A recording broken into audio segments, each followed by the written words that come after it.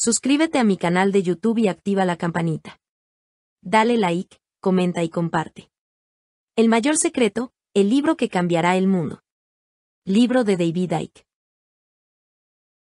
¿Un mundo libre? Soy un extraterrestre. Pertenezco a una nueva raza en la Tierra, criado por hombres del espacio exterior en abrazos con mujeres de la Tierra. Mis hijos son vástagos de la primera raza interplanetaria. El crisol de la sociedad interplanetaria ya ha sido creado en nuestro planeta, como el crisol de todas las naciones de la Tierra se estableció en los Estados Unidos hace 190 años. O esta idea se relaciona con las cosas a venir en el futuro.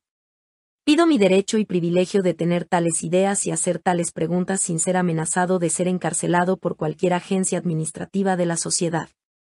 Ante una jerarquía de censura científica rígida, doctrinaria, autoelegida y lista para matar, parece tonto divulgar tales ideas.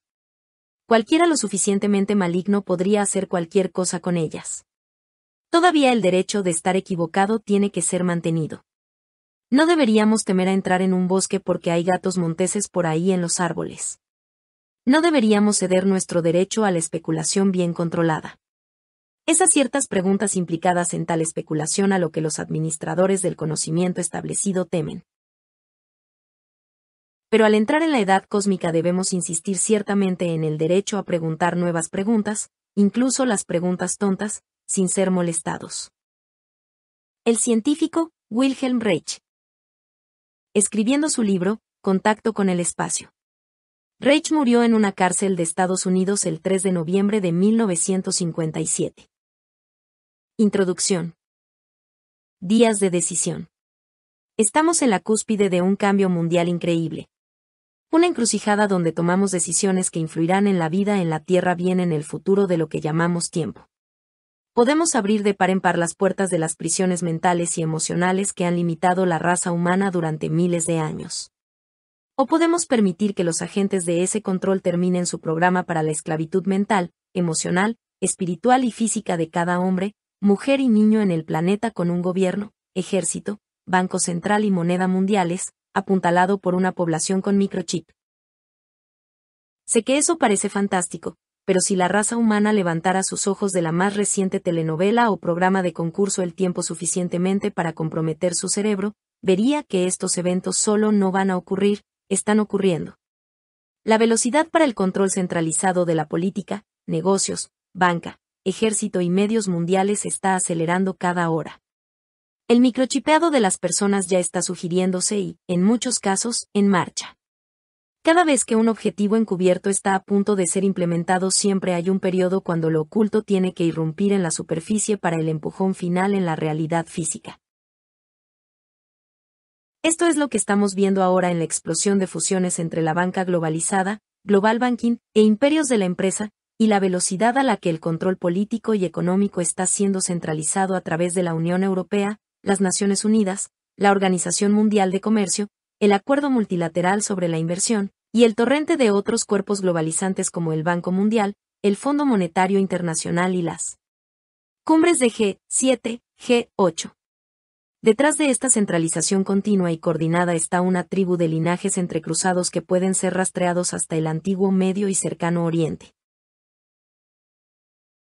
Surgieron desde allí para convertirse en las realezas, la aristocracia y el sacerdocio de Europa antes de extender su poder alrededor del mundo, en gran parte a través del Gran Imperio Británico. Esto permitió que la tribu exportara sus linajes a todos los países que los poderes británicos y europeos ocuparon, incluyendo los Estados Unidos donde continúan dirigiendo la función hasta el día de hoy. Ha habido solo algo más de 40 presidentes de los Estados Unidos de Norteamérica y 33 de ellos ha estado genéticamente relacionados con dos personas, el rey Alfredo el Grande de Inglaterra y Carlomagno, el famoso monarca de Francia del siglo IX. Durante todo este entero periodo el programa de este linaje ha sido implementado gradualmente hasta que hemos llegado al punto hoy donde el control mundial centralizado es posible. Si usted quiere saber cómo será la vida a menos que nos despertemos rápido, eche un vistazo a la Alemania nazi. Ese es el mundo que aguarda a la población mundial cuando el plan que llamo el programa de la hermandad se desarrolle más allá del año 2000 y en los primeros 12 años del nuevo siglo. El 2012 particularmente, parece ser un año crucial por razones que discutiremos. Las personas no tienen ninguna idea del abismo al que enfrentamos o la naturaleza del mundo que estamos dejando para que nuestros niños soporten, y la mayoría de las personas no parece preocuparse. Muchos más bien harían caso omiso de lo obvio y entrarían en la negación de una verdad que los está salpicando entre los ojos. Me siento como la vaca que corre en el campo gritando. Hey, ¿conoce usted ese camión que se lleva a algunos de nuestros amigos todos los meses? Bien, no los llevan a otro campo como nosotros pensamos. Los balean en la cabeza, los desangran, los cortan, y ponen los pedazos en paquetes. Luego esos seres humanos los compran y los comen. Imagine lo que sería la reacción del resto de la manada. Usted está loco, hombre. Nunca harían eso. De todos modos, he conseguido acciones en esa compañía de transporte por carretera y consigo una buena ganancia. Cállese, usted está haciendo olas. El programa que estoy exponiendo se ha estado desplegando durante miles de años hasta su punto actual cerca de la terminación, porque la humanidad ha entregado su mente y su responsabilidad. La humanidad preferiría hacer lo que piensa que es correcto para sí misma en el momento más que considerar las consecuencias más amplias de su comportamiento para la existencia humana. La ignorancia es felicidad, decimos, y eso es cierto, pero solo durante un tiempo. Podría ser felicidad no saber que un tornado viene porque usted no tiene necesidad de preocuparse o tomar acción. Pero mientras su cabeza está en la arena, su trasero está en el aire, el tornado viene todavía. Si usted mirara hacia arriba y lo enfrentara, el desastre podía ser evitado, pero ignorancia y negación siempre aseguran que usted conseguirá la fuerza plena y las consecuencias más extremas, porque golpea cuando es menos esperado y usted está menos preparado. Como digo, la ignorancia es felicidad, pero solo durante un tiempo.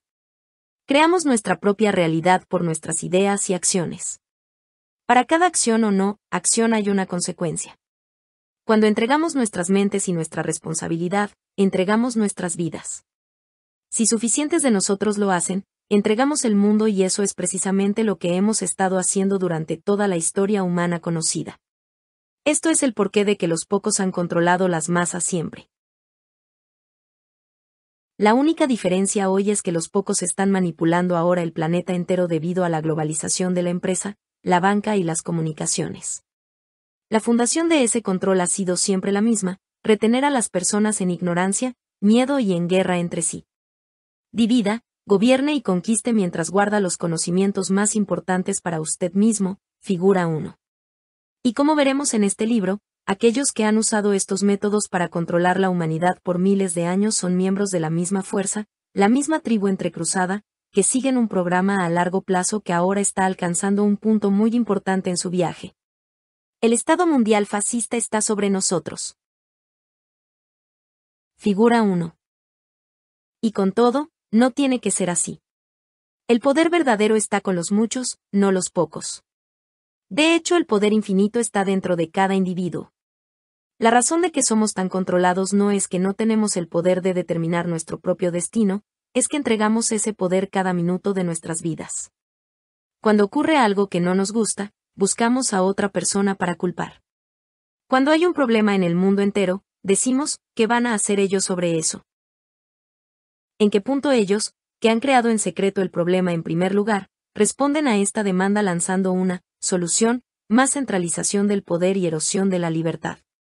Si usted quiere dar más poderes a la policía, organismos de seguridad y ejércitos, y usted quiere que el público exija que usted lo haga, entonces asegúrese que haya más crimen, violencia y terrorismo, y luego es un pan comido conseguir sus objetivos. Una vez que las personas están con miedo de ser robadas, asaltadas o bombardeadas, exigirán que usted les quite su libertad para protegerlos de lo que han sido manipuladas a temer. El bombardeo de Oklahoma es un clásico de esta clase, como detallo en "Y la verdad los hará libres". Llamo a esta técnica problema, reacción, solución. Cree el problema, anime la reacción, algo debe hacerse, y luego ofrezca la solución. Es resumido por el lema francmasón Ordo Hab Chao, orden a partir del caos. Cree el caos y luego ofrezca la manera de restaurar el orden. Su orden. Las masas son arreadas y dirigidas por muchas y variadas formas de control emocional y mental. Es la única manera en que podría hacerse. Los pocos no pueden controlar a miles de millones de personas físicamente, justo como animales de la granja no pueden ser controlados físicamente a menos que muchas personas estén involucradas. 2 cerdos escaparon de un matadero en Inglaterra y eludieron la captura durante tanto tiempo, a pesar de los esfuerzos de muchas personas por atraparlos, que se hicieron celebridades nacionales. El control físico de la población mundial no puede funcionar. Pero no es necesario cuando usted puede manipular la manera en que las personas piensan y sienten al punto donde deciden hacer de todos modos lo que usted quiere que ellos hagan y exigir que usted sancione leyes que usted quiere sancionar. Es un viejo adagio que si usted quiere que alguien haga algo, consiga que ellos crean que es su idea. La humanidad es mentalmente controlada y solo ligeramente más consciente que su zombi promedio. Voy muy lejos. No. Yo defino el control mental como la manipulación de la mente de alguien con el propósito de que piense, y por lo tanto actúe, de la misma forma en que usted quiere que lo hagan. Bajo esta definición, la pregunta no es cuántas personas son mentalmente controladas, sino cuán pocos no lo son.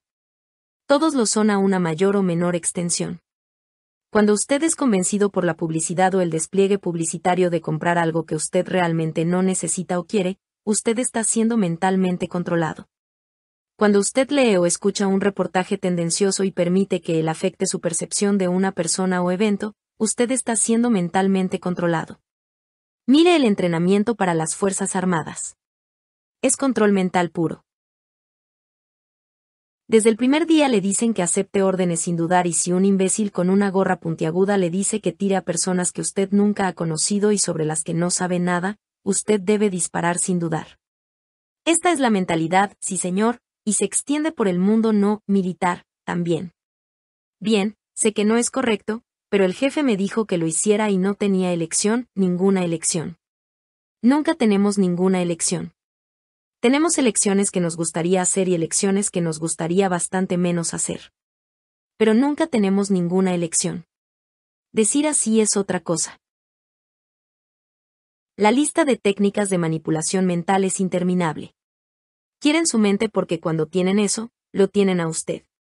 La respuesta yace en recuperar nuestras mentes, pensar por nosotros mismos y permitir que otros hagan lo mismo sin miedo del ridículo o condena por el crimen de ser diferente.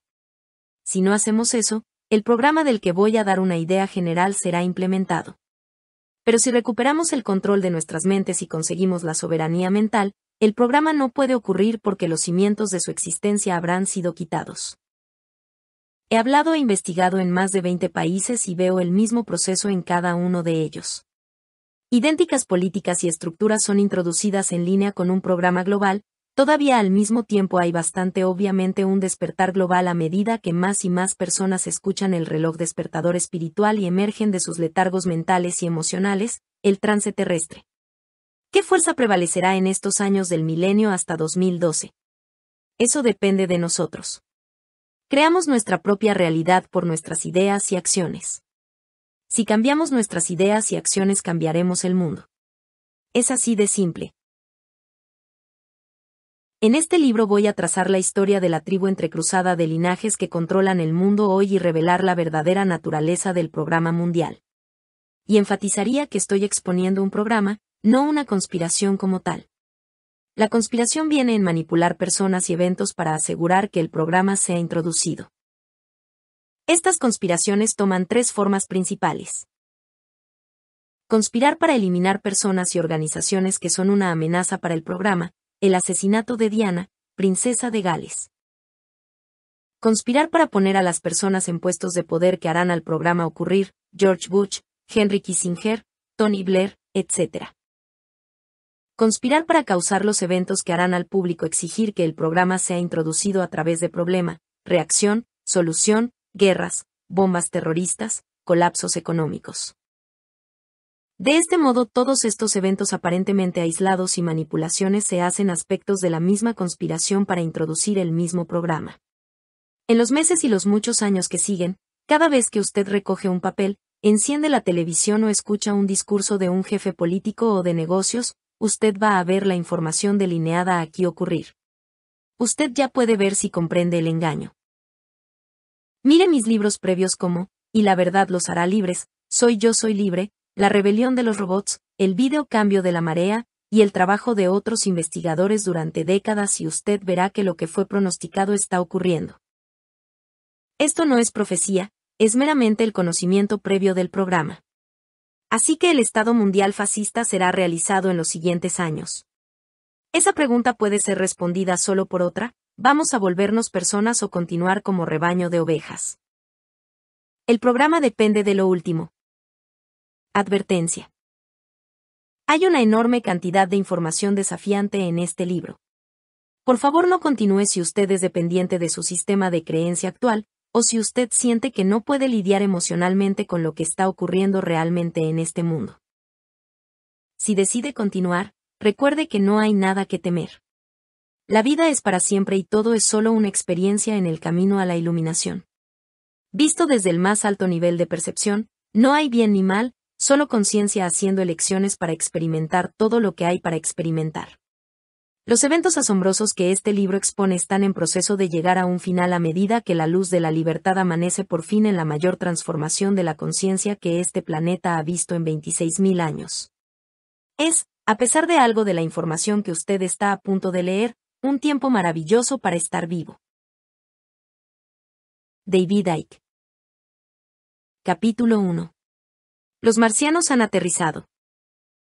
Había dos maneras de escribir este libro. Podía haber retenido información que es extremadamente rara, pero verdadera. Esta sería la manera fácil, manteniéndome dentro de la zona de comodidad y comunicando solo lo que no desafiaría el sentido de posibilidad de demasiadas personas. O podía tratar a los lectores como seres humanos adultos completamente formados, completamente conectados y pluridimensionales, y comunicar toda la información relevante, incluyendo algunas que estirarán su sentido de la realidad al punto límite.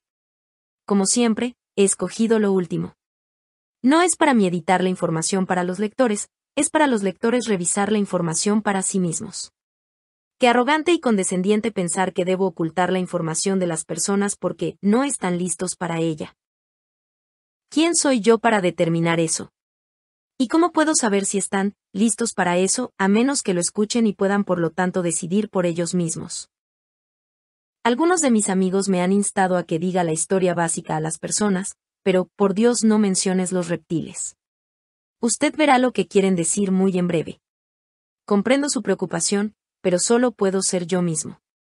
Y tengo que decírselo a todos a quienes conozco y no solo a esos que se mantienen en la zona de comodidad. Eso es solo yo, la forma como soy. Por supuesto, el tema del libro atraerá ridículo de aquellos con una visión de la posibilidad del tamaño de una arveja y, naturalmente, de aquellos que saben que es cierto y no quieren que el público lo crea. Pero, ¿y qué? ¿A quién le importa? A mí no. Como Gandhi dijo. Incluso si usted está en una minoría de uno, la verdad todavía es la verdad. Así que he aquí la historia, pegando a fondo. En resumen, una raza de linajes entrecruzados, una raza dentro de una raza de hecho, se centró en Medio y Cercano Oriente en el mundo antiguo y, durante los miles de años desde entonces, ha extendido su poder por el mundo. Un aspecto crucial de esto ha sido crear una red de escuelas de misterios y sociedades secretas para introducir su programa encubiertamente mientras, al mismo tiempo, crean instituciones como las religiones para encarcelar mental y emocionalmente a las masas y ponerlas en guerra entre sí. La jerarquía de esta tribu de linajes no es exclusivamente masculina y algunos de sus puestos clave son ocupados por mujeres. Pero en términos de números es abrumadoramente masculina y por lo tanto me referiré a este grupo como la Hermandad. Aún con más exactitud, teniendo en cuenta la importancia de Babilonia antigua en esta historia, también la llamaré la Hermandad Babilónica. Al plan que llaman su gran trabajo de las eras, llamaré el programa de la Hermandad. La magnitud actual del control de la hermandad no ocurrió en algunos años, incluso algunas décadas o siglos, puede rastrearse miles de años hacia atrás. Las estructuras de las instituciones de hoy en gobierno, banca, empresas, ejército y medios de comunicación no han sido infiltradas por esta fuerza, fueron creadas por ellos desde el comienzo. El programa de la hermandad es, en verdad, el programa de muchos milenios. Es el desarrollo de un plan, paso a paso, para el control centralizado del planeta. La jerarquía del linaje en la cima de la pirámide humana de control y supresión pasa el bastón a través de las generaciones, principalmente los hijos que siguen a los padres. Los niños de estas líneas de familia que son elegidos para heredar la batuta son criados desde el nacimiento para entender el programa y los métodos de manipular el gran trabajo en la realidad. Adelantar el programa se hace su misión adoctrinada desde muy temprano en sus vidas. Para el tiempo en que llega su turno de unirse a la jerarquía de la hermandad y llevar la batuta en la próxima generación, su crianza los ha moldeado en personas muy desequilibradas. Son intelectualmente muy agudos, pero con un déficit de compasión y una arrogancia que tienen el derecho de gobernar el mundo y controlar las masas ignorantes a quienes ven como inferiores. Cualquier niño de la hermandad que amenace con desafiar o rechazar ese molde es dejado de lado o se las arreglan con él en otras maneras para asegurar que solo personas seguras logren llegar a los niveles superiores de la pirámide y los conocimientos muy secretos y avanzados que se mantienen allí. Algunos de estos linajes pueden nombrarse. La Casa Británica de Windsor es uno de ellos, como los Rothschilds, la realeza y aristocracia europeas, los Rockefellers, y el resto del llamado establishment del este de los Estados Unidos que produce a los presidentes, líderes comerciales, banqueros y administradores estadounidenses. Pero en la cima, el conciliábulo que controla la raza humana opera desde las sombras fuera del dominio público. Cualquier grupo que es tan desequilibrado como para codiciar el control completo del planeta será belicoso dentro de sí mismo a medida que facciones diferentes buscan el control definitivo. Esto es indudablemente cierto de la hermandad. Hay tremenda disputa interna, conflicto y competencia. Un investigador los describió como una banda de ladrones de banco que coinciden todos en el trabajo, pero luego discuten sobre cómo será dividido el botín. Esa es una descripción excelente y a través de la historia facciones diferentes han ido a la guerra entre sí por la dominación. Al final, sin embargo, están unidos en su deseo de ver el plan implementado y en los momentos clave unen fuerzas abrumadoramente para adelantar el programa cuando es blanco del desafío.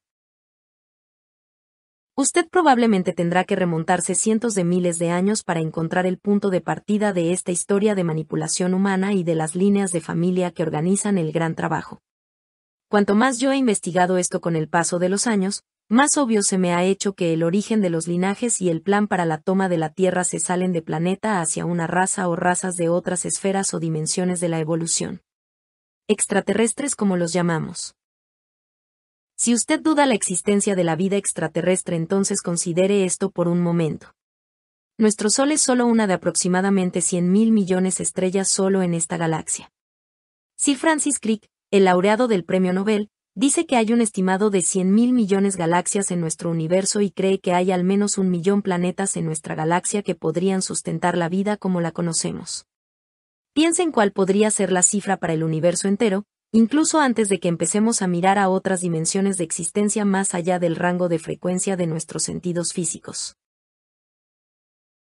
Si usted viajara a la velocidad de la luz, 300.000 kilómetros por segundo, le tomaría a usted 4,3 años alcanzar la estrella más cercana a este sistema solar.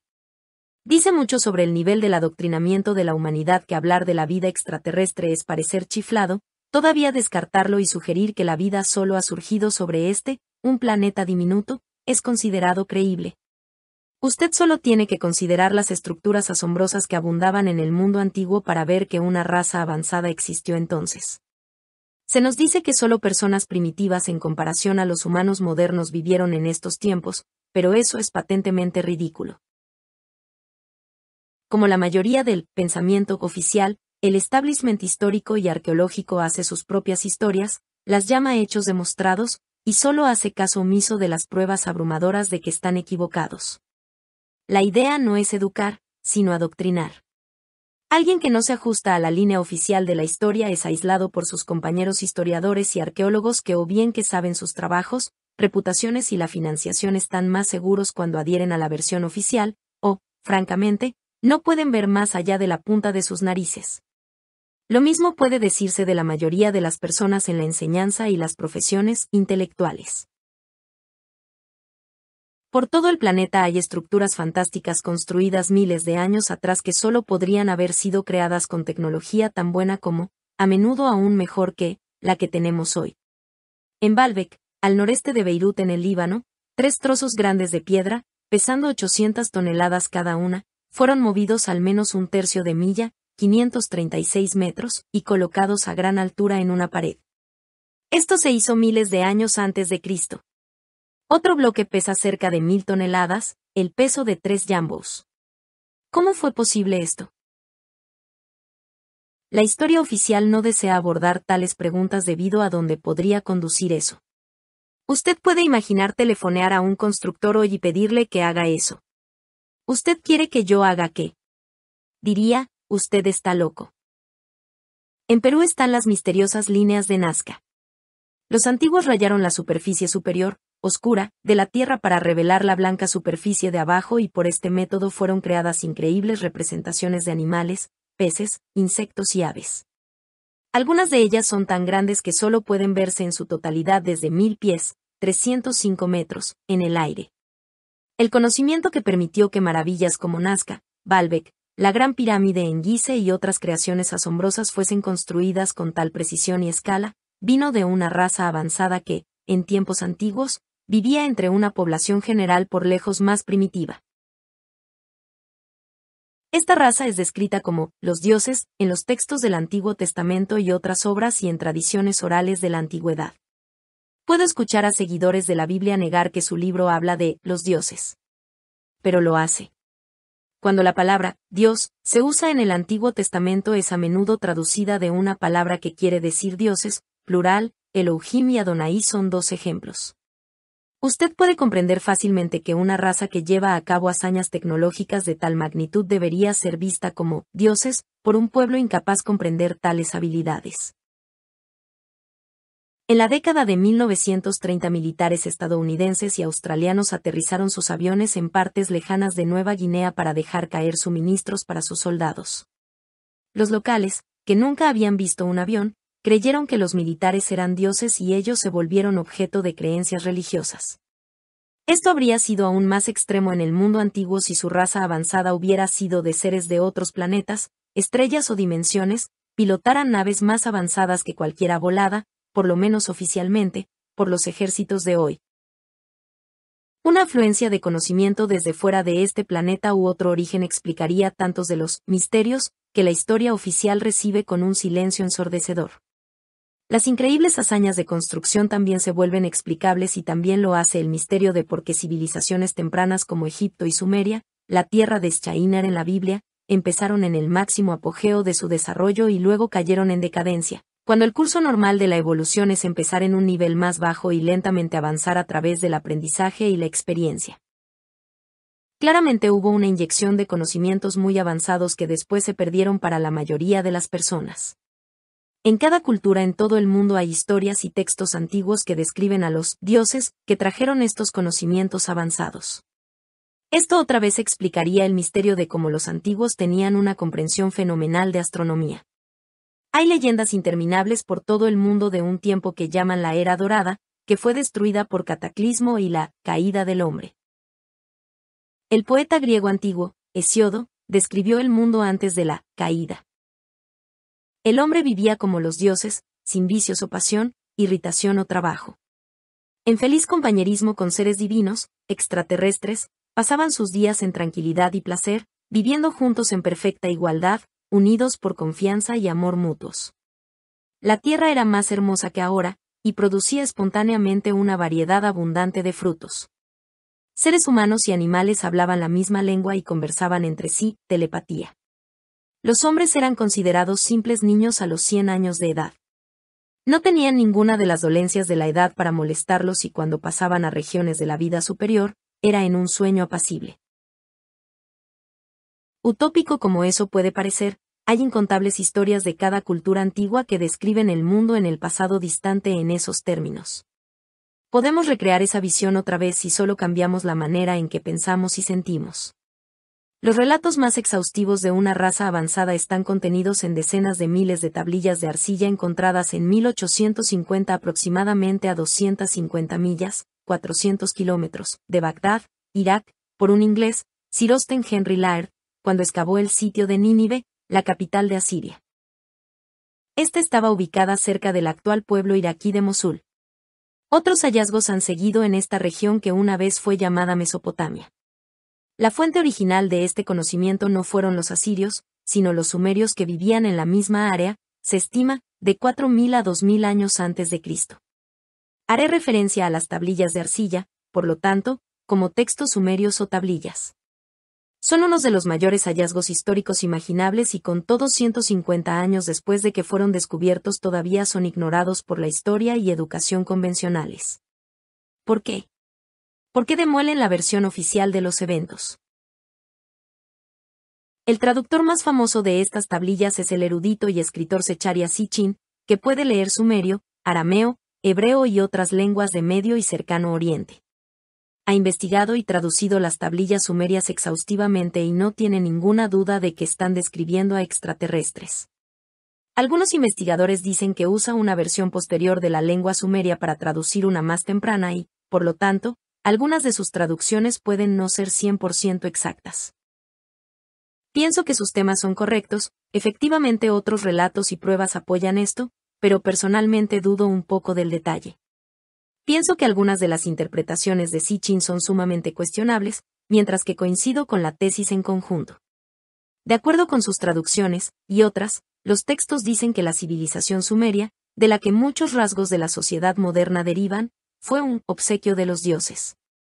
No dioses míticos, sino físicos que vivían entre ellos. Las tablillas llaman estos dioses los Anunnaki, aquellos que del cielo a la tierra vinieron, y Din Gir, los rectos de los cohetes llameantes. El propio nombre de Sumeria era Kai, en Gir, la tierra del señor de los cohetes llameantes y también la tierra de los observadores de acuerdo con Sitchin. El texto antiguo conocido como el libro de Enoch también llama a los dioses, los observadores, the Watchers, como hicieron los egipcios. El nombre egipcio para sus dioses, los Neteru, se traduce literalmente como observadores, Watchers, y ellos dijeron que sus dioses vinieron en botes celestiales. Según Zecharia Sitchin, las tablillas describen cómo los Anunnaki vinieron desde un planeta llamado Nibiru, el planeta del cruce, que él cree que tiene una órbita elíptica de 3600 años que lo lleva entre Júpiter y Marte y luego afuera al espacio lejano más allá de Plutón. La ciencia moderna ha identificado un cuerpo que llama Planeta X que ha sido ubicado más allá de Plutón y se cree que es parte de este sistema solar. Pero una órbita elíptica sería increíblemente inestable y difícil de mantener. Científicos en los que confío creen que Sitchin está equivocado en su teoría de Nibiru, aunque sus temas principales sobre los Anunnaki son correctos. Las tablillas sumerias, a partir de las traducciones de Sitchin, describen cómo, durante la formación temprana del sistema solar, Nibiru causó la casi destrucción de un planeta que una vez existió entre Júpiter y Marte. Los sumerios lo llamaron Tiamat, un planeta que apodaron el monstruo acuoso. Dicen que fueron restos de la colisión de Tiamat con una luna de Nibiru lo que creó el gran brazalete de Banda, el cinturón de asteroides que se encuentra entre Marte y Júpiter.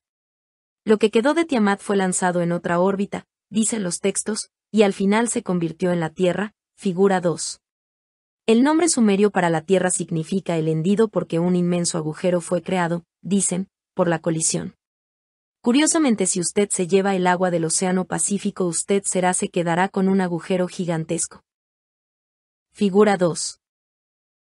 El sistema solar mostrando la ubicación del cinturón de asteroides entre Marte y Júpiter que, aunque los detalles varían, muchos relatos antiguos y modernos indican son los restos de un planeta o parte de un planeta.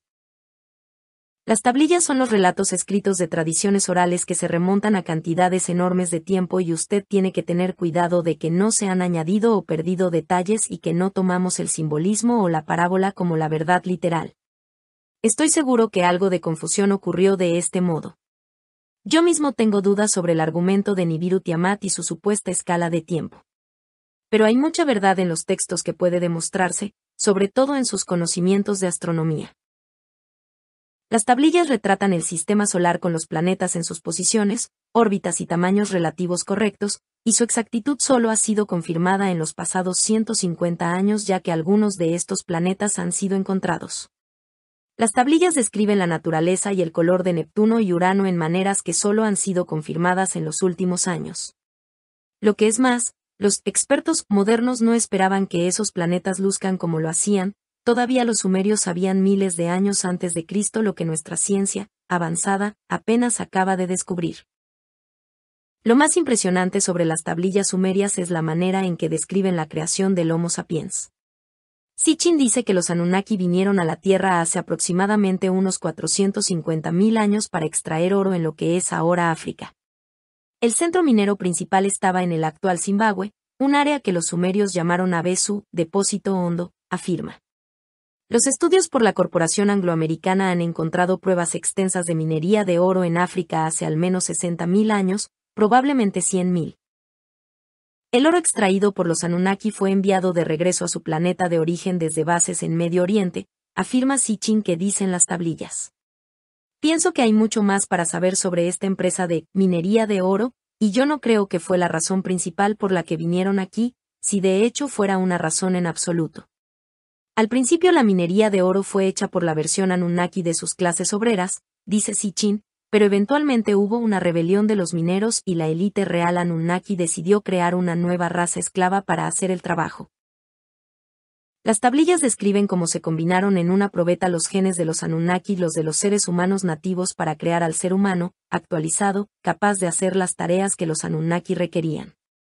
La idea de niños probeta habría parecido ridícula cuando las tablillas fueron encontradas en 1850, pero eso es precisamente lo que los científicos son ahora capaces de hacer. Una y otra vez la investigación moderna respalda los temas de las tablillas sumerias. Por ejemplo, hubo una repentina y hasta ahora misteriosa mejora de la forma física humana hace alrededor de 200.000 años. La ciencia oficial es muda sobre la causa de esto y murmura términos como el eslabón perdido. Pero algunos hechos inevitables tienen que ser abordados. Repentinamente la forma física previa conocida como el Homo erectus se volvió lo que ahora llamamos Homo sapiens. Desde el comienzo el nuevo Homo sapiens tuvo la habilidad de hablar un idioma complejo y el tamaño del cerebro humano aumentó masivamente. Todavía el biólogo Thomas Huxley dijo que grandes cambios como este podían tomar decenas de millones de años. Esta visión es apoyada por la evidencia de que el Homo erectus parece haber aparecido en África hace aproximadamente 1.5 millones de años. Por bastante más de 1 millón de años su forma física parece haber permanecido igual, pero entonces, de la nada, vino el cambio dramático a Homo sapiens.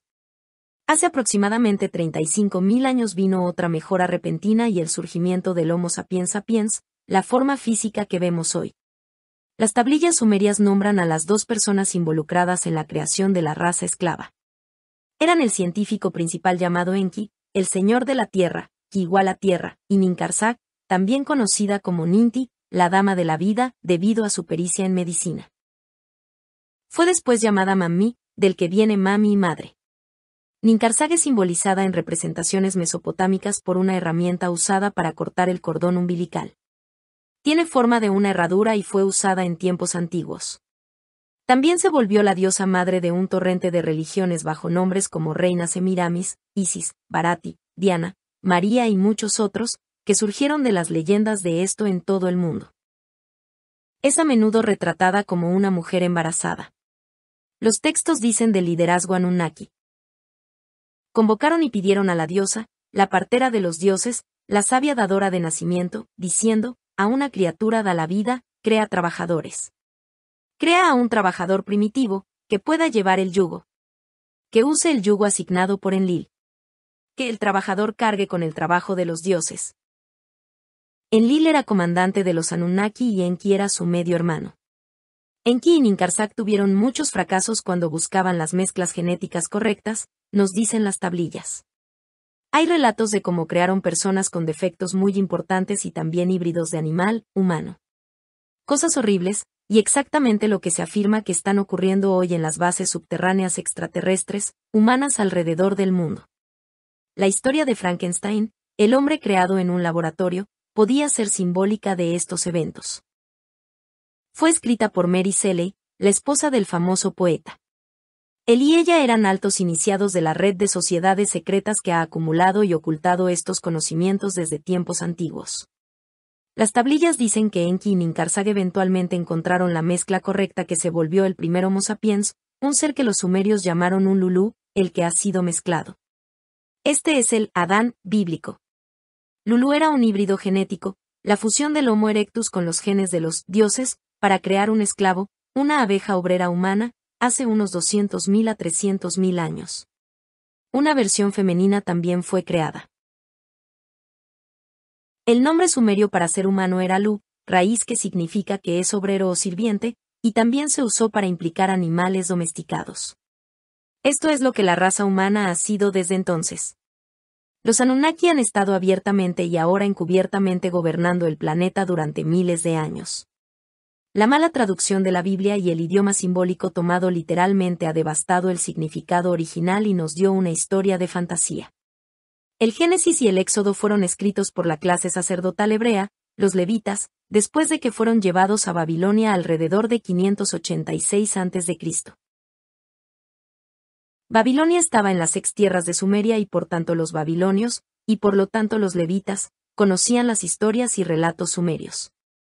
Fue abrumadoramente de estos registros, que los levitas compilaron el Génesis y el Éxodo. El origen es obvio. Las tablillas sumerias hablan de Din, la morada de los rectos. Esto se conecta con el nombre sumerio para sus dioses, Din, Gir, los rectos de los cohetes. Así que los sumerios hablaron del Edén y el Génesis habla del jardín del Edén. Esto era un centro para los dioses, los Anunnaki. Las tablillas sumerias hablan del rey Sargen el sabio siendo encontrado como un bebé flotando en una canasta sobre el río y criado por una familia real. El Éxodo habla de Moisés siendo encontrado como un bebé que flotaba en una canasta sobre el río por una princesa real y como fue criado por la familia real egipcia. La lista de tales coincidencias sigue sin parar. El Antiguo Testamento es un ejemplo clásico del reciclaje religioso que ha creado todas las religiones.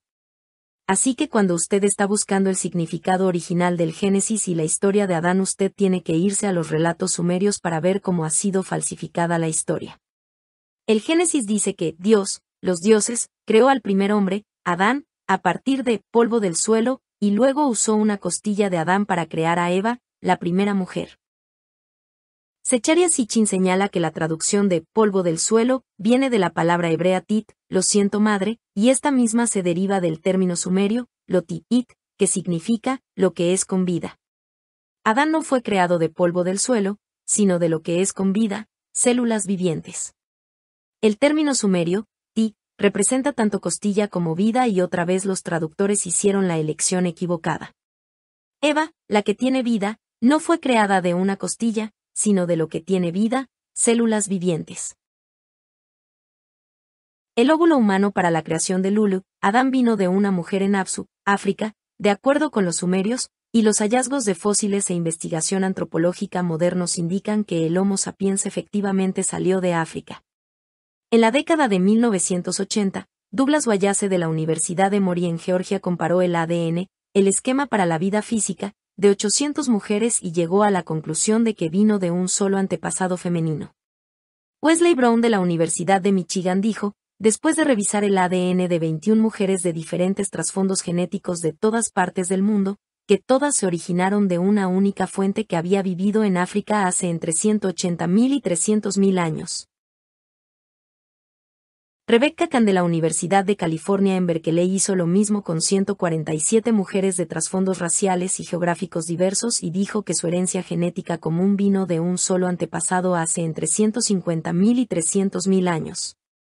Otro estudio de 150 mujeres estadounidenses de líneas genéticas que se remontan a Europa, África y el Medio Oriente, con aborígenes de Australia y Nueva Guinea, llegó a la conclusión de que tenían el mismo antepasado femenino que vivió en África hace entre 140.000 y 290.000 años. Personalmente pienso que la raza humana fue inseminada por muchas fuentes, no solo los Anunnaki. Las tablillas sumerias y las historias ecadies posteriores dan los nombres y la jerarquía de los Anunnaki. Llaman al Padre, de los dioses, An, una palabra que significa cielo. Padre nuestro que estás en el cielo. An, o Anu para los acadios, se quedó principalmente en cielo con su esposa, Antu, y solo hizo infrecuentes visitas al planeta que llamaron Ri-Du, casa en lo distante construida, una palabra que evolucionó en Ers, tierra. O por lo menos esa es la traducción de Secharia Sitchin. Las descripciones también podrían insinuar que Anu se quedó principalmente en las montañas altas del cercano oriente donde se cree sobre buena evidencia que ha estado el Jardín del Edén, el lugar de los dioses, y solo hizo infrecuentes visitas a las llanuras de Sumeria. una ciudad sumeria fue llamada Eridu. Anu envió a 2 hijos para desarrollar y gobernar la tierra, dicen las tablillas.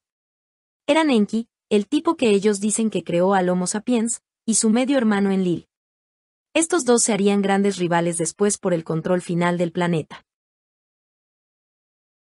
Enki, el primogénito de Anu, estaba subordinado a Enlil debido a la obsesión de los Anunnaki con la pureza genética. La madre de Enlil era la media hermana de Anu y esta unión transmitió los genes masculinos más eficientemente que el parto vía otra madre de Enki. Después las tablillas describen cómo los Anunnaki crearon linajes para gobernar la humanidad en su beneficio y estas, sugiero, son las familias todavía al mando del mundo hasta el día de hoy. Las tablillas sumerias describen cómo la monarquía fue concedida a la humanidad por los Anunnaki y fue originalmente conocida como Anuship por Anu, el gobernante de los dioses. Las familias de la hermandad están obsesionadas con los linajes y la herencia genética y se cruzan sin tener en cuenta el amor. Las familias reales, la aristocracia de Europa y las llamadas familias del establishment del este en los Estados Unidos son ejemplos obvios de esto. Son de la misma tribu y genéticamente relacionados. Esto es el porqué de que las familias de la hermandad siempre han estado obsesionadas con cruzarse, justo como las tablillas sumerias describen a los Anunnaki. No se están cruzando por esnovismo, sino para sostener una estructura genética que les da ciertas habilidades, especialmente la habilidad de cambiar de forma y manifestarse en otras formas. Volveré a esto en más detalle en breve. Las tablillas describen cómo Enki dio a los humanos la habilidad de procrear y esto resultó en una explosión en la población humana que amenazó con abrumar a los Anunnaki, que nunca fueron numerosos. Los Anunnaki tenían muchos conflictos internos y guerras de alta tecnología entre sí, cuando las facciones de Enlil y Enki lucharon por el control. Es en general aceptado por investigadores de los Anunnaki que Enki está del lado de la humanidad, pero me parece que ambos grupos desean el dominio sobre este planeta, y esa es su motivación real. Como Zecharia Sitchin documenta en sus traducciones, y los lectores de los libros sagrados indios, los Vedas, confirmarán, había muchos relatos de los dioses que iban a la guerra entre sí cuando lucharon por la supremacía. Los relatos sumerios describen cómo los hijos de los dioses Anunnaki estaban sumamente involucrados en estas guerras.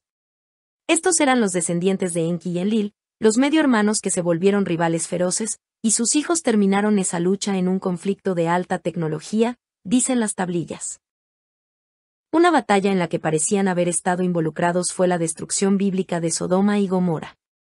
Estas ciudades estaban probablemente ubicadas al extremo sur del Mar Muerto donde, hoy, las lecturas de radiación son mucho más altas de lo normal. Esto fue cuando, de acuerdo con la Biblia, la esposa de Lot miró atrás y fue convertida en un pilar de sal. Después de hacer referencia al sumerio original, Zecharia Sitchin dice que la traducción verdadera de ese pasaje debe leerse que la esposa de Lot fue convertida en un pilar de vapor que, pensándolo bien, es bastante más probable.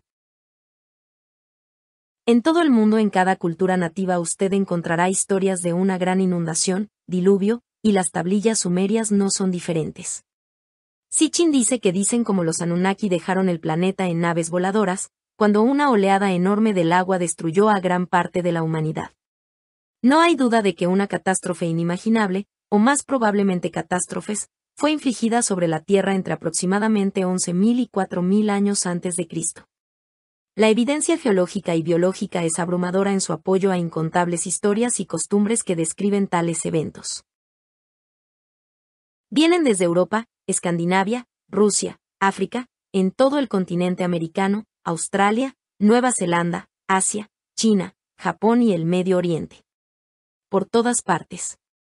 Algunas hablan del gran calor que hirvió el mar, de montañas vomitando fuego, la desaparición del sol y la luna y la oscuridad que siguió, lluvia de sangre, hielo y roca, la tierra dándose vuelta, el cielo cayendo, la tierra subiendo y hundiéndose, la pérdida de un gran continente, la llegada del hielo, y casi todas ellas describen una fantástica inundación, una pared del agua, que se extendió por la tierra. El maremoto causado por el cometa en la película, Deep Impact, Impacto Profundo, le da a usted una idea de cómo habría sido. Antiguos textos chinos describen cómo los pilares que sostenían el cielo se desintegraron, de cómo el sol, la luna y estrellas cayeron en tropel en el noroeste, donde el cielo se hizo bajo, ríos, mares y océanos se precipitaron al sureste donde la tierra se hundió y una gran conflagración fue extinguida por una inundación violenta. En América, los indios Pawnees cuentan la misma historia de un tiempo cuando las estrellas polares norte y sur intercambiaron lugares y fueron a visitarse una a la otra. Las costumbres norteamericanas hacen referencia a grandes nubes que aparecían y un calor tan poderoso que las aguas hirvieron. Los esquimales de Groenlandia dijeron a los primeros misioneros que hace mucho la tierra se dio vuelta. La leyenda peruana dice que los Andes fueron separados cuando el cielo hizo la guerra con la tierra. El mito brasileño describe cómo los cielos estallaron y cayeron fragmentos acabando con todo y todos cuando el cielo y la tierra intercambiaron lugares. Y los indios Hopi de América del Norte registran que la tierra se rasgó en grandes abismos, y el agua cubrió todo excepto una angosta cresta de barro. Todo esto se correlaciona estrechamente con las leyendas de Atlántida y Mu o Lemurie, dos inmensos continentes, uno en el Atlántico y el otro en el Pacífico, que muchas personas creen fue gobernado por razas muy avanzadas. Se dice que los continentes desaparecieron bajo el mar en las circunstancias arriba descritas, dejando solo islas como las Azores como remanentes de su escala y orgullo anteriores. Atlántida fue descrita por Platón, 427 a 347 años antes de Cristo, de sociedades secretas, escuelas de misterios.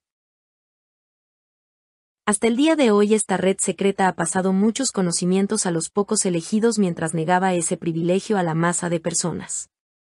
La historia oficial desestima el argumento de Platón que tal continente existió y hay discrepancias históricas aparentes en sus relatos, pero hay sustento geológico para su tema básico. Las Azores, que algunos creen fueron parte de Atlántida, yacen sobre la cresta del medio del Atlántico que está conectada con una línea de fractura que rodea el planeta, figura 3.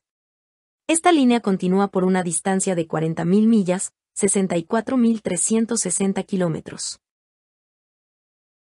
La cresta del medio del Atlántico es una de las áreas más importantes para sismos y volcanes. 4 inmensas placas tectónicas, la eurasiática, africana, norteamericana y del Caribe, se encuentran y chocan todas en esta región haciéndola muy inestable geológicamente. Tanto las Azores como las Islas Canarias, nombradas así por los canes o perros y no por los canarios, estaban sometidas a actividad volcánica extendida en el periodo de tiempo que Platón indicó para el final de Atlántida. La lava de Taquilita se desintegra en el agua de mar dentro de 15.000 años y con todo todavía es encontrada sobre el lecho marino alrededor de las Azores, confirmando los trastornos geológicamente recientes. Otras pruebas, incluyendo arena de playa recogida de profundidades de 10.500 a 18.440 pies, 3.202 a 5.624 metros, revelan que el lecho marino en esta región debe haber estado, otra vez en tiempos geológicamente recientes, sobre el nivel del mar. El oceanógrafo, Maurice Ewing, escribió en la revista The National Geographic que la Tierra debe haberse hundido 2 o 3 millas, o el mar debe haber estado alguna vez 2 o 3 millas, 3.200 o 4.800 metros, más bajo que ahora. Cualquier conclusión es sorprendente. Figura 3. La cresta del medio del Atlántico, el centro de sismos y actividad volcánica. En la zona del Océano Atlántico donde Platón aparentemente puso Atlántida. La evidencia geológica y biológica también sugiere que la actividad volcánica extendida que causó el hundimiento de la Tierra en la región de las Azores, ocurrió al mismo tiempo que la fragmentación y hundimiento de la masa de tierra conocida como Epelachie que conectaba lo que ahora llamamos Europa, América del Norte, Islandia y Groenlandia. Incluso su grado de sumergimiento parece estrechamente relacionado. Evidencia similar puede producirse para apoyar la opinión de que el continente conocido como Mu o Lemuria ahora yace en el lecho del Pacífico. El llamado Triángulo de las Bermudas entre Bermudas, Florida, y un punto cerca de las Antillas del Sur, tradicionalmente Puerto Rico, ha sido relacionado con Atlántida por mucho tiempo. Es también un área empapada en leyendas de embarcaciones y aeronaves que desaparecen. Edificios, paredes, caminos y círculos de piedra como Stonehenge, incluso lo que parecen ser pirámides, han sido ubicados sumergidos cerca de Bimini, bajo las aguas de los bancos de Bahamas y dentro del Triángulo. Así que tiene paredes o caminos creando líneas que se intersectan. Algunos otros hechos que la mayoría de las personas no conoce, los Himalayas, los Alpes y los Andes, solo alcanzaron aproximadamente su altura actual hace alrededor de 11.000 años. El lago Titicaca en la frontera de Perú-Bolivia es hoy el lago navegable más alto del mundo entero a aproximadamente 12.500 pies, 3.815 metros, sobre el nivel del mar. Hace alrededor de 11.000 años, gran parte de esa región estaba al nivel del mar. ¿Por qué tantos peces y otros fósiles del océano son encontrados a gran altura en cordilleras? ¿Por qué esas montañas estuvieron una vez al nivel del mar? Recientemente, en términos geológicos, también. Hay creciente aceptación que la Tierra ha sufrido algunos trastornos geológicos colosales. El debate, y a menudo la hostilidad, llega con las preguntas de cuándo y por qué.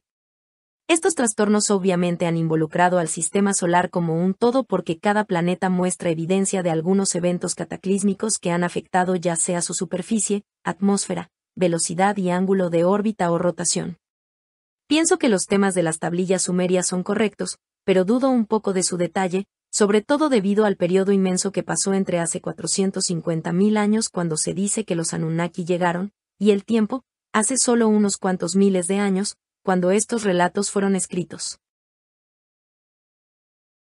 Indudablemente hubo un cataclismo enorme en la Tierra alrededor de 11.000 a.C. que arruinó las civilizaciones avanzadas de la era dorada de alta tecnología y esa fecha de hace 13.000 años es muy significativa y muy relevante para la época en que estamos viviendo ahora. Justo como los planetas del sistema solar giran alrededor del Sol, así el sistema solar gira en torno al centro de la galaxia, o esta parte de ella al menos. Este Sol central, o Sol galáctico, a veces es llamado el Sol negro. Le toma aproximadamente 26.000 años al sistema solar completar un giro alrededor del centro galáctico y esto es conocido en la cultura india como un uge. Por la mitad de esos 26.000 años la Tierra está inclinada hacia el Sol negro, la fuente de luz, y por los segundos 13.000 años se inclina hacia el lado opuesto, creen algunos investigadores.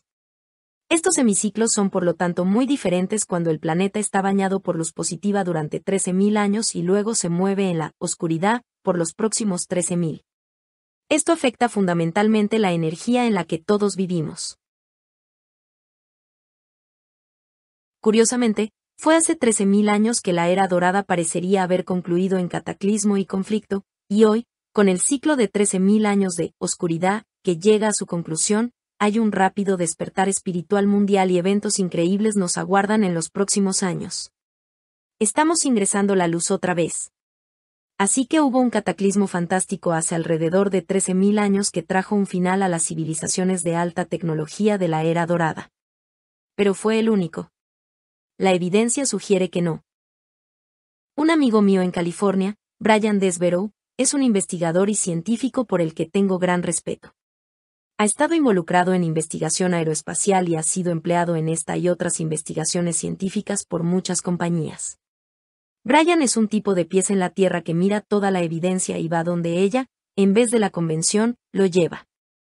Ha compilado alguna información muy detallada e incontestable sobre el mundo antiguo y su conexión a la manipulación de la hermandad de hoy. Mientras trabajó en una gran corporación de Estados Unidos en la década de 1960, sus físicos completaron sus propios estudios independientes que sugerían que aproximadamente en 4.800 AC un cuerpo inmenso, que ahora conocemos como Júpiter, se precipitó en nuestro sistema solar. Los planetas exteriores fueron puestos en desorden y Júpiter al final chocó con un planeta que giraba entre los actuales Júpiter y Marte. Los físicos dijeron que los restos de este planeta se convirtieron en el cinturón de asteroides y que parte de Júpiter se separó para convertirse en lo que ahora llamamos Venus. Cuando Venus, entonces un trozo inmenso de materia, fue proyectado en el espacio, destruyó la atmósfera y la vida de Marte antes de que fuera atrapado por el campo gravitacional de la Tierra, afirmó el estudio. Venus hizo algunas órbitas de la Tierra antes de que su velocidad lo tirara en su posición actual en el sistema solar. Fueron esas órbitas, dicen los físicos, las que causaron devastación y un maremoto aproximadamente 4.800 años antes de Cristo. Creyeron, como Brian Desborough lo hace, que antes de este tiempo Marte giraba alrededor de donde la Tierra está ahora y la Tierra estaba mucho más cerca del Sol. La luz brillante de Venus cuando pasó cerca de la Tierra puede haber resultado en la idea de Lucifer, el portador de la luz. Los registros mesopotámicos y centroamericanos más antiguos no incluyen a Venus en sus recuentos planetarios, solo después aparece. Hubo una obsesión con Venus en muchas culturas, que le hacían sacrificios humanos. El estudio no oficial por los físicos nunca ha sido divulgado, pero consideremos la evidencia para algunas de sus afirmaciones. Cuando usted salpica partículas sobre una placa que vibra, usted puede recrear las órbitas planetarias del sistema solar. Cuando ondas vibratorias que se mueven hacia afuera del centro de la placa se encuentran con ondas que se mueven en la otra dirección, se forma una llamada onda estacionaria cuando las dos chocan. Esto causa que las partículas se reúnan y creen una serie de círculos concéntricos. Estos serán espaciados equitativamente si frecuencias solas chocan entre sí, pero si, como con el sistema solar, un espectro de frecuencias está involucrado, los círculos serán espaciados de manera desigual de conformidad con las presiones vibracionales. Ponga un objeto sobre estos círculos de partículas que vibran y empezará a girar alrededor del centro de la placa, llevado por el flujo de energía causada por las interacciones vibracionales. Los objetos más pesados puestos en cualquier lugar sobre la placa serán atraídos a uno de estos círculos concéntricos y estos objetos mismos formarán patrones de onda alrededor de sí mismos que atraerán objetos más livianos hacia ellos. En nuestro sistema solar, las ondas más fuertes están siendo emitidas desde el centro por el Sol, obviamente, porque eso representa 99% de la masa del sistema solar. Estas ondas solares interactúan con otras ondas cósmicas formando así una serie de ondas estacionarias que, a su vez, forman círculos concéntricos o campos vibracionales orbitando alrededor del Sol. Los cuerpos más pesados, los planetas, son atrapados en estos círculos y por lo tanto giran alrededor del Sol. Los planetas también crean círculos de onda menos poderosos alrededor de sí mismos y estos pueden atraer cuerpos más livianos que giran alrededor de ellos. La Luna girando alrededor de la Tierra es un ejemplo de esto. Así que algo que perturbara esta armonía de interacción vibracional afectaría estos círculos concéntricos de energía y, si esto fuera suficientemente fuerte, cambiaría la órbita de planetas.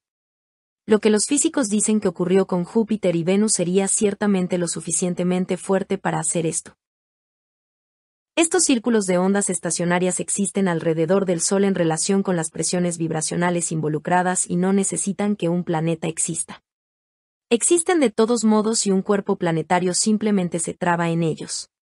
Por lo tanto hay muchas más de estas carreteras vibracionales que planetas en el sistema solar, y si un planeta o cuerpo es expulsado de su órbita eventualmente se trabará en otra onda, otra órbita, cuando su velocidad disminuye lo suficientemente para ser capturado. Esto es lo que ocurrió cuando las fantásticas presiones vibracionales del cometa Venus pasaron cerca de Marte y la Tierra y los arrojaron a órbitas diferentes, cree Desborough. Venus habría sido un cometa cubierto de hielo, dice Desborough, y el hielo se habría desintegrado cuando Venus se acercó a la Tierra y llegó a un punto conocido como el límite de Roche. Este es un dispositivo de seguridad vibracional, si quieres. Cuando dos cuerpos estén en curso de colisión, el de menor masa empieza a desintegrarse en el límite de Roche. En este caso, el hielo habría sido proyectado de la superficie de Venus hacia la Tierra. También, cuando entró en el llamado cinturón de Van Allen, que absorbe gran parte de la radiación peligrosa del Sol, el hielo habría sido ionizado, magnetizado, y por lo tanto atraído hacia los polos magnéticos de la Tierra.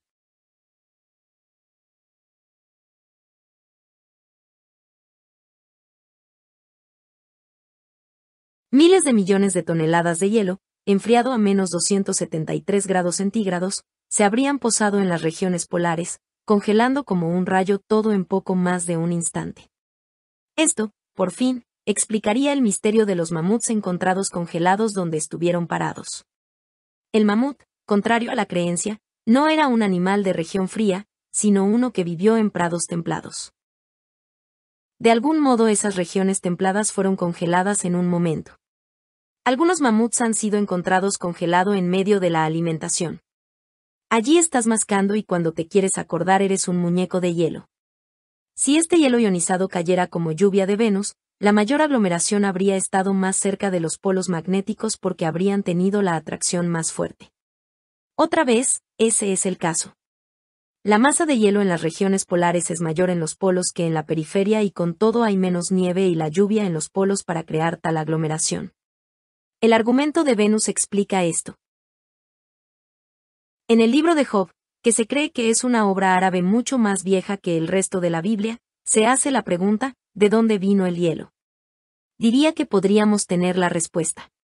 Esto explica además cómo los antiguos podían haber tenido mapas de cómo lucían los polos norte y sur antes de que el hielo estuviera ahí.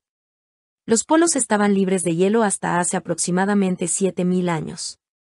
No hubo edad de hielo como se sugirió oficialmente. Es otra ilusión. Cuando usted mira la evidencia que la ciencia oficial presenta para respaldar la idea convencional de una edad de hielo y la manera en que esta evidencia es fundamentalmente contradicha por los hechos demostrables, es asombroso cómo tal tontería pudo volverse la verdad convencional en primer lugar.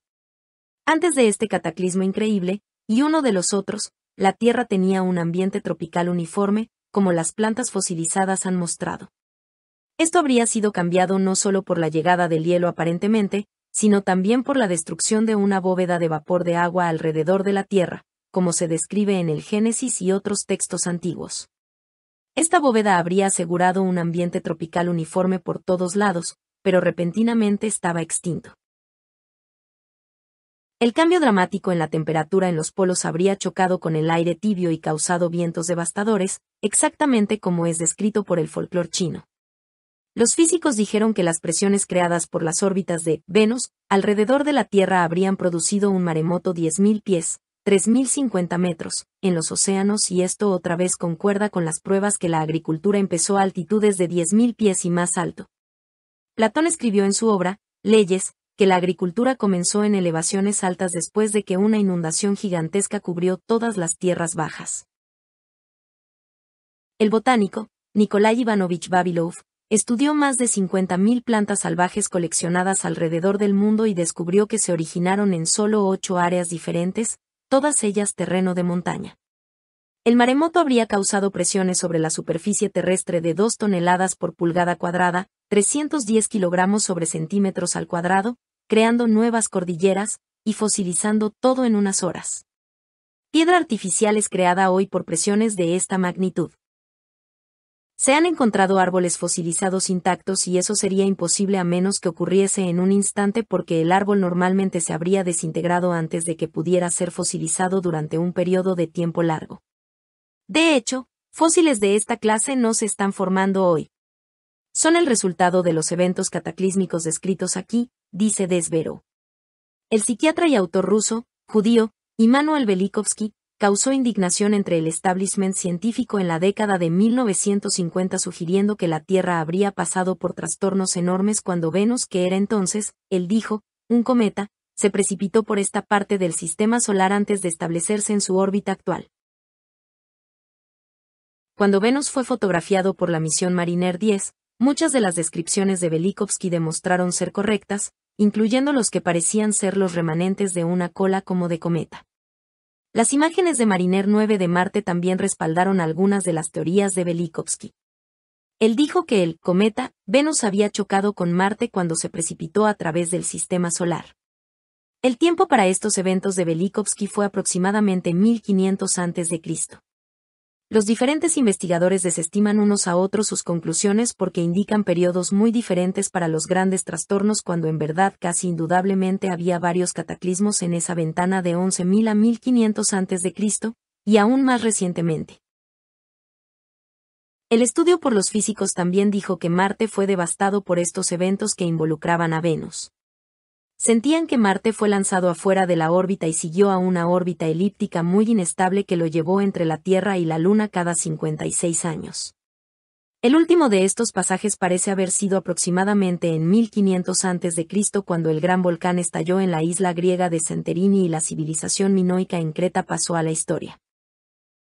En este mismo periodo de 1600 a 1500 a.C., los niveles del océano cayeron aproximadamente 20%, lagos glaciales se formaron en California, y esta fue muy probablemente la época cuando el lago inmenso en el fértil Sáhara fue vaciado y el desierto que vemos hoy empezó a formarse. Al final, Marte se estableció en su órbita actual, pero para aquel entonces la vida sobre su superficie había sido arrasada. Todavía de nuevo la evidencia sobre Marte apoya todo esto. La misión a Marte Pathfinder descubrió que las rocas marcianas carecían de erosión suficiente para haber estado en la superficie por más de 10.000 años. Brian Desborough cree, como los físicos a quienes conoció y con quienes trabajó, que la Tierra estuvo una vez mucho más cercana del Sol de lo que está hoy y que Marte orbitaba alrededor de donde la Tierra reside ahora. Sí, como se alega, los cañones hondos en la superficie de Marte fueron causados por masivos torrentes de agua. Tiene que haber habido un ambiente más cálido en Marte, porque hoy es tan frío que el agua se congelaría en un instante y la atmósfera de casi vacío haría al agua evaporarse en un instante. Desborough dice que la mayor proximidad de la Tierra al Sol demandó que los primeros seres humanos de la Tierra fueran de raza negra con la pigmentación para poder con los mucho más feroces rayos del Sol. Esqueletos antiguos encontrados cerca de Stonehenge en Inglaterra y a lo largo de la costa de oeste de Francia demuestran las características nasales y vertebrales de muchos africanos femeninos. Desborough dice que Marte, entonces con un ambiente muy parecido al nuestro, tenía una raza blanca antes del cataclismo de Venus. Su investigación lo ha convencido de que los marcianos blancos construyeron las pirámides que habían sido registradas en Marte y fueron a la guerra con una raza negra avanzada para conquistar la Tierra. Estas guerras, dice, son las guerras de los dioses, descritas en incontables textos antiguos, sobre todo los Vedas hindúes. Desborough añade que después del cataclismo, los marcianos blancos que se habían establecido en la Tierra fueron abandonados aquí sin su tecnología y con su planeta de origen devastado. Estos marcianos blancos se hicieron los pueblos blancos de la Tierra, dice. De una manera fascinante, algunos científicos afirman que cuando la gente blanca es sumergida en tanques de privación sensoriales por periodos largos, su ritmo circadiano tiene una frecuencia de 24 horas 40 minutos, que no corresponde al periodo rotacional de la Tierra, sino de Marte. Esto no es el caso con razas no blancas que están en armonía con la rotación de la Tierra. Desborough cree que estos marcianos blancos eran la raza muy avanzada del mundo antiguo conocida como los fenicios o los arios y empezaron el proceso largo de regresar a su anterior poder tecnológico después de los trastornos que destruyeron la superficie de su propio planeta y devastaron este. Mi propia investigación respalda este tema básico, aunque, como todos los que buscan la verdad de lo que ocurrió, tengo muchas preguntas.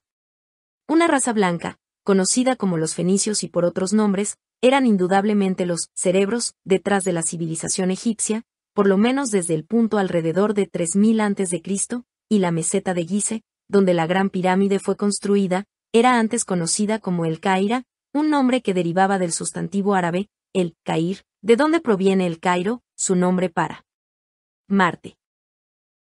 Los textos antiguos revelan que la medición del tiempo estaba muy relacionada con Marte, y el 15 de marzo, los idus de marzo, Marte, era una fecha clave en su calendario relacionado con Marte, como lo es el 26 de octubre. El primero conmemoraba el inicio de la primavera y el segundo era el final del año en el calendario celta. Las historias del Santo Grial del rey Arturo se conectan con este tema, también. Camelot aparentemente significa ciudad marciana o ciudad de Marte.